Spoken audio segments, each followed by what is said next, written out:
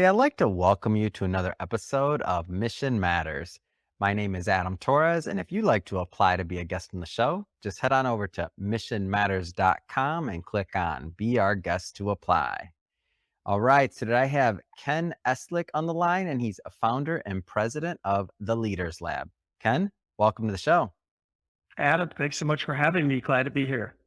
All right. So, what a topic that you proposed today. So, winning the war on talent. I mean, lots of business owners, entrepreneurs, executives, experts that watch this, and talent, keeping good talent, finding good talent. I mean, it can be challenging, but excited to get your tips today and to get your insight. And then from the candidates side of view, like if you are good talent or great talent out there and you're looking for maybe what your next opportunity or career transition is, I'd like to get some tips for them as well from you. But just to get us kicked off, we'll start with our Mission Matters Minute. So, Ken, we at Mission Matters, we amplify stories for entrepreneurs, executives, and experts. That's our mission. Ken, what mission matters to you? I think our mission, my mission in particular with the Leaders Lab is to help great leaders find great companies and help great companies find great leaders. So, which sounds simple, but when you think about it, I think a lot of us throughout our careers, myself included, have been in positions where we know we have more to offer. Yeah. If someone could see our gifts and like put us in the right spot. And when I was in corporate America, I had an opportunity to do that with a lot of people. And I had some people that mentored me and did a great job as well. So I think when I left that environment, it just became really almost like a calling. Like if I could do one thing, what would it be? And it's really finding the talent that people have. Everybody's got their own gifts and you know, traits that if they're brought out and they're nurtured, they can really make an impact on a company and they can, Yeah. you can really change their lives with it. So love it. I mean, I love bringing mission-based executives and entrepreneurs online, have them share, what gets them fired up? Like, why do they do what they do? And speaking of just background and yourself, I mean, you're a pretty dynamic guy. So I understand that you're working, and right now I believe it's going on as we speak. And you're working with the with Tony Robbins at his seminar. I know I seen the Netflix. I think it's called I'm Not Your Guru, something like that. Like I know you're in the middle of the event and everything else. I mean, tell us what's going on. Yeah, shout out to Team 25 at Date with Destiny because they're in there getting it done right now. Yeah, I started on that journey. I listened to Tony's tapes maybe literally like 30 years ago, Yeah. and never did anything with live events or anything. And then a few years ago, started going to live events and decided to get more involved with the organization for the same reasons we're talking about right now. Like, if you can find that special thing inside of everybody, if you can help get that going, so many people are so close to what they want and they just don't know it yet or how to get there, right? And so at these seminars, Tony Robbins really is designed to help people break through their limiting beliefs. And without getting too much into the Tony side, it goes right along with our mission at the Leaders Lab, right? Which is, Leaders Lab is more career focused, whereas Mhm. Tony's stuff is more all encompassing. But yeah, so now I serve at live seminars. Pre-pandemic, those were Yeah. held all over the world. Now they're held on Zoom. We have about 5,000 participants in this current one. I'm leading a team of 80 or co-leading it with I have a co-trainer from Italy. There's only about 200 active trainers in the world for Tony. And I'm happy and honored to be one of those. Yeah. So going further into the Leaders Lab, so Yeah. how did you get on that journey to really founding and coming up with a company? Like, tell us a little bit more about that. Well, so going back to, the corporate world, and I worked for a really great company and loved working there. And I spent about 14 years in the corporate world.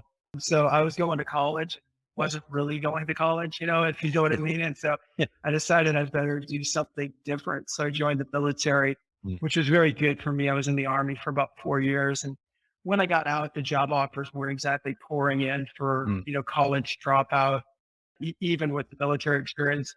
Mm. So I don't know where the entrepreneurial bug really came from, but I did have it and decided to get into business for myself. So my wife and I started a first aid safety supply company out in California.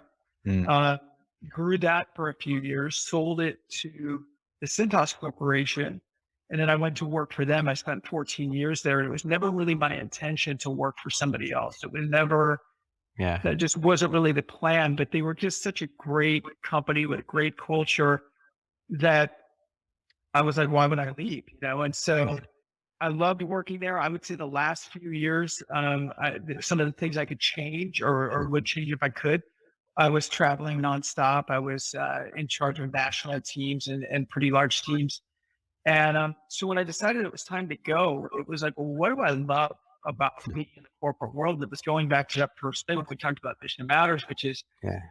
favorite part of my job was finding talent and see something in them that maybe they couldn't even see in themselves, and then helping them apply that in the workplace or creating an environment where they could shine. And a lot of those people now are VPs and directors and things like that. And so getting back to your original question is when I left, I think when you transition from a job, and I'll say this with job seekers now, it's like, Yeah. what do you want to keep about your current situation, or what do you want to change? And what I definitely wanted to keep was that ability to find and nurture talent. Yeah. And so I knew, I had already known in the back of my mind that, like, if I leave corporate America, this is what I'm doing. And literally the next day after I left, then Summit Careers, which was the predecessor to the Leaders Lab at the same company, was started the next day. The next morning, I was designing logos and launching the company and started to source candidates. Wow, that's amazing. So move Yeah. fast on that one, and we'll go further in the Leaders Lab. But there's some people out there that have that entrepreneurial spirit. They got that drive. They have that thing they want to do that might be inside of them, and they're like, they haven't quite made that leap like you did at one point. Mhm. What kind of advice would you give to those that are out there, maybe watching this, that are considering starting, their own thing?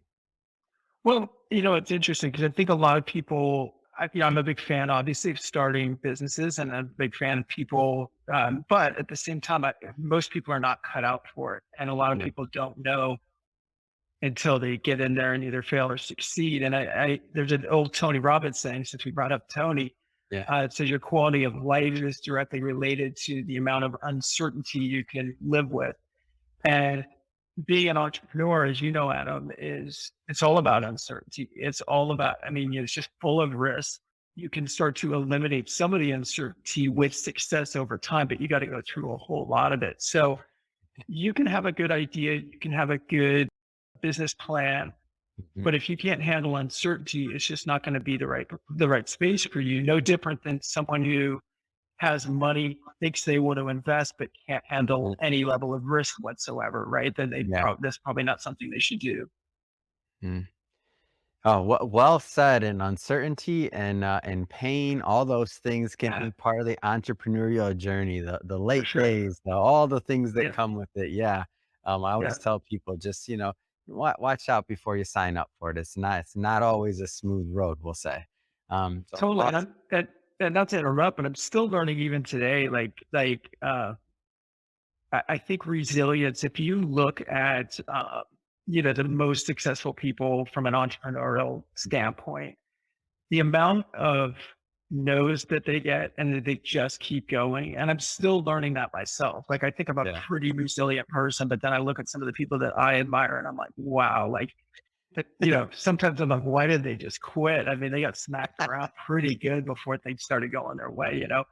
And, Yeah. and so it's that combination, right? Resilience, work ethic, and then having a great idea on top of it. Yeah. So winning the war on talent, right? A Mm.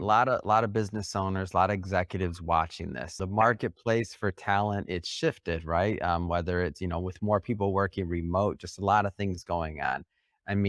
What are some of the things? And I know this will vary from company to company, of course, size of company, industry, possibly. But what are some of the things that employers should be thinking about now when it comes to this battle for talent, so to speak?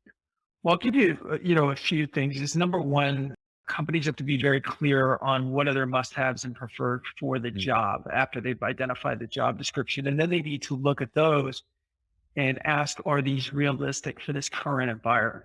Right. So maybe 10 years ago, it was realistic to take a recent college grad and say, in our management trainee program, you're going to move wherever we tell you to move, sort of Yeah. like the military, right? Oh yeah. And maybe now that's more of a regional thing, or maybe they don't have to move at all if they're in a big enough market, right? So they Yeah. have to think about those things and not sacrifice necessarily the culture of the business but bend where they can bend to make it more attractive because their competitors are doing the same thing. Mhm. So that's the first step, the must-haves and preferreds. I think the second thing is having a clearly defined hiring process. So, how do you do it? And where are the gaps in your hiring process? I think speed in the hiring process is essential right now. And I think people sometimes mix that up with being like haphazard or rushing people through. And that's not what I'm saying at all. Like what I'm saying is that if you have an 8-step interview process, whatever that is, from resume screening to final offer, Yeah. what are the gaps of time in between each of those steps? And can those gaps be shortened up? Can 2 interviews sometimes be done in the same day? Can Mhm. 4 interviews be done in the same day? There should be someone always keeping an eye on that process as if you were the candidate and going, what would make this more appealing to me? Mm. Now, finally, and this is a big one, but what's your story? Like, why would people want to Yeah. come to work for you? You need to be able to clearly articulate, like, what's the package here? What's in it for the Yeah. candidate? What's the growth story? What's the culture? And if you can't sell that to yourself, if you can't Yeah. articulate that as a hiring manager, you should probably find another place to work or figure out a way to create that message because again, it's very competitive out there. But I think if you've got a great story, a great hiring process, your must-haves and preferred, um, Yeah. then you're miles ahead. Now that just kind of gives you in the game at that point, Adam. Mhm. Like now you've got to go compete. Like now you're at least set up for battle, right? Like you know what you Yeah. want, but do you know how to now go get them? Because now you're competing against everybody else. So that just sort of got you into the arena. And, that's where a great HR team, a great recruiting Mhm. agency that's in your niche can really help out. Because one of the things that we recommend is you have to be as connected as possible, not only within your own industry, but with the candidates that might come from related industries and related Mm. companies, right? And Yeah. that takes a lot of time. Like if you're starting right now, to give you an example, like our team adds about 3,000 new connections nationally a week Wow. to our base, to our applicant tracking system. So for a company to like have that much data, it would take years, as Mhm. it has taken us. Yeah. So that's a start. I'm sure we'll dive into a little bit more, but that's kind of a start on winning the war is setting up those things and then looking at, Mhm. can you do it internally? And I think some of the pushback obviously on using recruiting firms is cost, that type of thing. Yeah. What is the cost of the vacant seat? I mean, that's really what it comes down to is, if that seat takes you 6 months to fill, and if it takes you 6 weeks with a recruiter, do you have ROI on that? Yeah. It's interesting. So one of the things that you mentioned is story, and I think when I people ask me this all the time, and I maybe have a bias towards it because what am I? I'm a storyteller, right? I'm a media Right. guy. Mission matters. That's what we do. We tell stories all day. So Sure. for the person that has the I don't know the XYZ plant out of this state or that state. Who's thinking to themselves like what am I gonna do? Like I don't have a story to tell. I don't have something. I always say that's ridiculous. Every company has a story. Every company has people that are passionate about what they're doing and about the mission of that company and about their clients, the people that I don't care what the product or services you're fulfilling, there has to be some type of passion or some type of commitment or dedication there to the client base, or you wouldn't have clients. Like clients will leave you. Right. So what are like and doesn't don't have to be too specific, but just some of the things that you think make a good story when it comes to the employer landscape that you've seen. Because from my end, I don't think people believe me because they think I'm biased, which maybe I am, but because I'm so passionate about that idea. But like what are some of the things from your vantage point that you've seen that you're like, oh, okay, that kind of works? I think that positioning yourself for your niche, right? Like I think a lot of times it's like if you mentioned like we're a small plant out in Yeah. middle of nowhere or something like that. Yeah. Well, there's people that want that. There's people that want to work for a small company. So what makes you a unique and great small company to work for, right? Um, because there is somebody for you. You need to figure out who your demographic is, right? Who is your avatar? Who is your center of the bullseye type candidate? And what is the story you're telling that's going to appeal to them? And I like that you related it back to customers because, of course, you have a story to tell. You're telling it every day to land For business. sure. You had to tell it at some point, right? Or nobody would be doing business with you, right? Yeah. So maybe your story needs to freshen up. Maybe it needs more detail, but you can always do that. So I think right now, and this might lend us into another topic, but I think a lot of candidates are misreading the current market in a way. A lot of candidates, I think, are looking at it like this is my chance to kind of put a gun to the head of the employers and get what I want, right? Or I'm going to stay at home until I do. Yeah. That's one way of looking at this opportunity. Another way is this is such a great opportunity for me to get in with a company that I've always wanted to get in with, Oh, right? So instead of fighting for benefits, don't get me wrong, they're important. They're like part of the whole deal.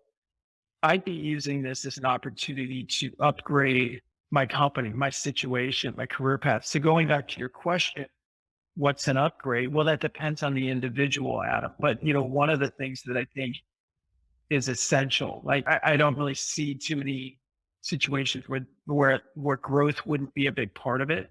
hmm Because without growth, companies will get into profit saving mode, which creates job instability and all of that. So I think one of the things I'd be looking for the most in that story is what is their growth story? What has it been?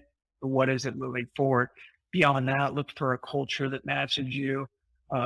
You look for the working conditions and benefits that match you for sure as part of that story. Um, but I think companies need to talk about their culture, need to talk about their growth story, need to talk about their future in a way that's going to be compelling, not to everybody, but to their target audience, right? To that candidate that is the center of the bullseye for them. Yeah, well said. And going further down that line of candidates, so I get what you're going for, and it makes total sense. Like this is a great opportunity, like to Sure. not be sitting on the sidelines and to really get in there, show initiative, and you who knows what happens to your career based on really shining right now when maybe some others are choosing other routes, right? But that being said, for those candidates who are like in that mode, like they're listening to this, or maybe they're already even thinking it, they're like, oh, I'm in, I get it. Like I see the opportunity. Like, what are Right. some of the things that they should be thinking about and or doing to really, stick out and to really go for it and make the most out of this opportunity we have? And I would say this global shift of talent. I think there's never been a better time to be a great candidate. I mean, that's a fact, right? I mean, Yeah. not my lifetime, there hasn't been. So Mhm. I think what they need to do is to do everything they've done to get themselves in the position that they're already in, right? And like if they're a top Yeah. candidate and now on top of that, it's like, well, congrats, you've always been a top candidate. Now you happen to have walked into a business situation where people really, really need you, right? Yeah. One of the things that I think candidates forget sometimes is, let's say a recruiter, like someone on my team, reaches out to them and says, "We think you're great for X, Y, Z opportunity." Yeah. They go, "Gee, I've never really thought about that, but sure, I'll check it out." hmm If you look at an opportunity and have the mindset that I'm just checking it out, like I'm just window shopping, that will come across, right? And nobody's going to hire you. I mean, they might out of desperation, but that's not what you want, right? What I would say is look at what's out there and look at what you really want. If you're a top candidate, again, there's never been a better time to get it. And even if you are just kicking the tires, kick them with enthusiasm, kick them if I went on 9 interviews, Adam, I feel like it hmm would be my job to get 9 offers Yeah. because I want to make a decision as to which one I want. If I go in passive with all 9 opportunities because I'm not sure, so I'm like, well, I'm just not sure. hmm I'm relying on I'm relying that some employer is going to call me back because they just love me so much that now they're going to bring me back and kind of sell me, right? Yeah. So I think candidates sometimes get that wrong in that, yes, there's a need for you. And yes, there's going to be a lot of people competing for you. hmm But this might be a corny analogy, but I'm going to use it anyway because most people really get what I'm talking about Yeah. is it's like if you were dating, Yeah. right? And you weren't sure who you wanted to marry yet, right? But if you approached everybody like, I'm just never going to be a commitment kind of guy, then Mhm. nobody's ever going to be the right one, right? So, I Yeah. mean, I think there's got to be an intention there that, hey, if I'm very interested in your company, so I would still do homework on all 9 companies. I would Mhm. still do, the research. I would still go after those positions as if they were Totally. all my number one, and then I get my pick when it comes back. So, Ken, I want to shift gears a bit here. Let's go further into the Leaders Lab. You mentioned founding it, a little bit about what you do, but maybe more directly, tell us more about the company. So the company is, I'm really proud of the Leaders Lab, particularly this year. We rebranded to the Leaders Lab this year. We used to be called Summit Careers. We did a lot of things. The reason we I rebranded like the Leaders is Lab, by the way. I like the cool. logo, Thank you. like it also. Yeah, I didn't know the previous brand, but I love the new yeah. one. So congrats. It's not No, I an easy thing to appreciate go it. through that process. No, and I think, what we wanted was a name that was more indicative of what we do. And if you Yeah. can hear like everything that I'm talking about, it's Totally. all like leadership driven. Combined with some of the other things that have happened. Like I've done some executive coaching in the past. I do the Tony Robbins stuff. And so it was like, just throw it all under one umbrella Mhm. instead of saying, here's all my side little activities or whatever, right? It's all just called the Leaders Lab. Um, the way that we're structured right now, we have recruiters. We are primarily across the United States, Mhm. and we're primarily in business to business leadership. So, and normally companies with a delivery component. So, and we're placing people, I would say, from mid-level management to executive type positions. Mhm. Um, we have a recruiting team, which the country is geographically divided for the recruiting team. And then we also have a sourcing team where those recruiters are paired up with sourcers. So Mhm.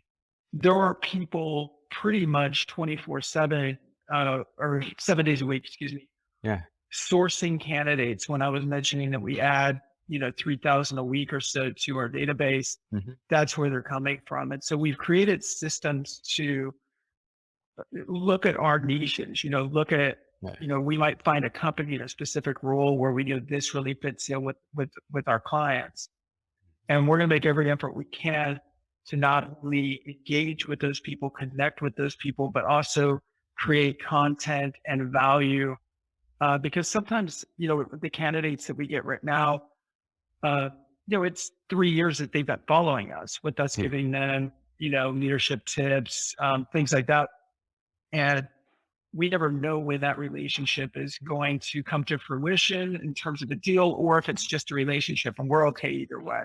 So, so that's sort of how we're structured. Our main thing when someone calls us is we already want to be networked into their niche. Yeah. Right. So like if we can start right away. We don't have to go through that ramp up that they would have to do internally to start talking, particularly in major markets. Yeah. And speaking of niche, do you mean from both sides, right? So from the candidate's perspective and from the industry, correct? Or the job type? Correct. Yeah. It doesn't mean that the candidates always have to come from the same industry, Yeah. but they have to share work ethic. They have to share skill set, right? And so sometimes they may come from a different industry, Mm. but they share those things. Like I can transcribe Got it. them pretty easily. Yeah. And let's go a little bit further there. So what type of from the employer side, like what type of employers do you find get the most value out of working with you and your team? Is there a niche or industry or size of company that works best or agnostic? I mean, give us a flavor of that. We primarily work with larger companies, although we will work with smaller ones. The smaller ones, what the larger ones normally have is what we were talking about earlier, which is a vision, right? Here's where we've been, here's where we're going, and that's why it works well. It's an easier story to sell, and we do work with small businesses sometimes, but they have to fit that criteria. So sometimes we'll consult with them and say, what exactly what we were talking about earlier, like what is your story? Why do people want to come to work for you? And we help them in that regard to craft that story Mhm. or shape that story if they've already got it out there, but need to shape it from a customer standpoint to a candidate standpoint. And so we'll do those things to help them go to market. I think we also focus on companies that are like-minded in types of talent that they like. So Mhm. we're focused on leaders that for us are still on their way up. We Yeah. want people um, that are going to be climbing the ladder for a while, that whatever Yeah. job they're in right now, this isn't their last stop, right? Because again, our job isn't just, we're not filling temporary workers in an Amazon plant, right? Like Yeah. that's not our thing. We're bringing people on that can make a monumental change over time within the companies that they go to work for and will become, if they're not already, the Mhm. people that are then developing the future leaders moving forward. So let's say that I'm a executive or business owner watching this right now, and I'm thinking to Mhm, myself, I've never really used a company like the Leaders Lab, and mhm. maybe I've gotten some calls, and I do have some positions like open, or they're thinking about it. Like, what kind of questions or what kind of things should people or business owners be looking at when they're considering like what type of company in the recruiter space to work with? Yeah, so that's a big question, but specifically, if I was to talk to a recruiter, I would want to know what they've done in my particular niche. Like, who have they placed? What level of placements? What is that process? Yeah. Are they connected to my market? You can even have them describe if Mm. they are in your industry, then they would know your industry, and you could describe an opening for them, and they should be able almost on the spot to describe what the ideal candidate Mm. for you. I would ask them how well connected they are into the market, because if they're Mm. starting from scratch, that's going to slow it down. I'd be Yeah. very worried of, I would say I would ask questions like because everybody's going to say, like, Adam, if I came to you and you're at media broadcasting, Yeah. and if I was just a generic recruiter that was really hungry for business right now, and if you said, Ken, do you do anything you know, in media? I'd be like, Yeah. oh, sure. Yeah. We're great at that. And in reality, I know nothing about it. I've Yeah. got to figure it all out. Doesn't mean I won't perform, right? Of But if you course. found somebody that did do it, they should be able to show you proof of performance, right? Who are the people that they placed in your industry? How often? What are the recommendations? All of those kinds of Mm. No, no, well said, and I get the idea there too. Like some recruiters may specialize in one level of talent versus another, one industry versus another. Like it sounds to me like you just kind of want to make sure that it's a good fit overall relationship wise too, because your teams are working with each other in important decisions. That is, yeah. Thank you for bringing that up, because for us to partner with somebody, they have to view it that way. Like, it has to be a Yeah. partnership. It cannot be transactional. We're not looking to do one-off stuff. It doesn't make any sense for us, because A going lot back of to our work. mission, It's a lot of work. well, it's a lot of work, but ethically also, I want to Yeah. be able to sleep at night. And but generally the candidates we're finding, they're not desolate. Like, these are really good candidates, right? They're already in good jobs, and Hmm. we're finding better, higher growth, position for them depending on what their needs are. I want to know that we're putting them with somebody great. I want to know that we're putting them in a better place than where we found them. And I'm not going to get that if I'm contracting with people that just want to do one-offs when they're desperate, right? Yeah. So we vet out. I, it sounds corny, but we literally do turn down way more jobs than we accept. Yeah. So in a nice way, but we just tell them, like, there is probably a recruiter in your particular niche that's better for you than us. We're not in your niche. Find somebody in your niche, right? And ask them all of these questions that we're talking about right now. Yeah. Well said, Ken.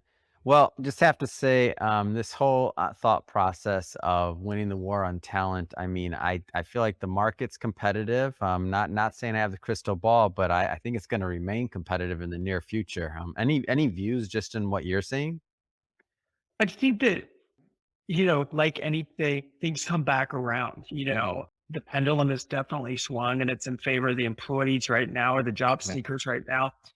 Um, I'd be careful and cautious again, going back to use this as an opportunity to upgrade your career. Yeah. Um, not as an opportunity simply to get more money or leverage or Mm. whatever. I don't know why, but I've had this mental thing this image about the current job market. They think about it, that old game, musical chairs, Oh yeah. Yeah. yeah. And that's kind of how I think about the candidates. Like the music's playing a lot right now. Like you got a lot of freedom. You can do whatever you want, but eventually it's going to stop. And do you have the right seat, right? Are you with the right company when the music stops? Like Yeah. the thing I would want to get out of this post pandemic, or I guess we're still in it, but the thing I would want to get out of it if I was a job seeker, Hmm. I'd want to look back and go, wow, I really leveraged that opportunity and Yeah. upgraded my career. I mean, I got on with a better company and I'm happier and I'm going places and I've already been promoted 2 times or whatever Yeah. versus, gee, I kind of kicked back a lot and, got some benefits and things like that, but I don't really have a lot to show for it. Mm. Right. Yeah. And if you're still unemployed in this market, when is that shift going to happen? Like when does it turn around? We're already starting to see, Adam, like Mm. a year ago, I think most companies were very understanding if you had a gap of employment that was COVID related, right? Yeah. Like everybody could understand it. Like For sure. there was nobody that I talked to that could not understand that. Now people are like, why has this person been unemployed for 6 months? And Yeah. there's still some stories out there that are pandemic related, right? Good. But they better have because now it's not, they're not just going to accept Yeah. everybody's employment gaps because some of them are not explainable anymore, right? Like they should have gotten back out there. There was opportunity for them. They weren't taking care of relatives or kids or anything like that. So I think I'd have a certain degree of urgency about me if I were in the job seeker market right now. Hmm. Uh, I think the employers that are good are doing the things we talked about already. And we're noticing that. We're noticing some changes, some real changes with big corporations that I don't think are temporary. I mean, I think they're benefiting the company even if they were forced into it. They're forced into these new habits that are going to make them more streamlined and more effective moving forward. Fantastic.